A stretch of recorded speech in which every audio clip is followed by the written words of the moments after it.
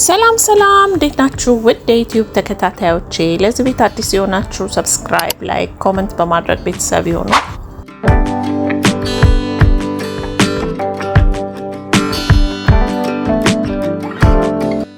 ለዛሬ ይዤላችሁ የመጣሁት በጣም ቀላልና በጣም ፈጣን የሆነ የፊት ማስክ ነው። ፊታችሁን ያው እንደተለመደው የተልባ ነገር ታቁታላችሁ፣ ጽድት ጥርት የሚያደርግ ነው። እንግዲህ ለዛሬ የምንሰራው በተፈጨ ፍላክሲድ ነው። ተልባውን እንደዚህ ትፈጩታላችሁ።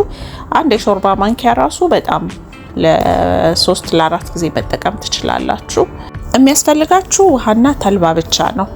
ይሄንን ካፈላችሁት በኋላ ለ5 ደቂቃ ተክተክ ታደርጉትና ታውጡታላችሁ።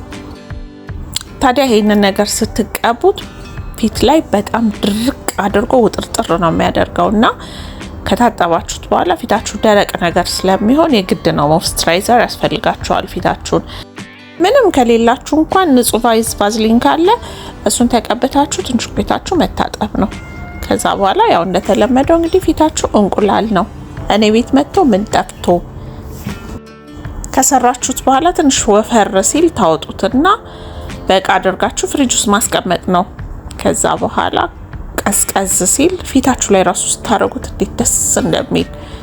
ያው ትንሽ ቆይቶ ግን መድረቁ በጣም ድርቅ ነው የሚለው። በተለይ አይናችሁ ስር ለሚያብጠባችሁ ፊታችሁ ላይ የሆነ በቃ ውጥርጥር ነው የሚያደርገው።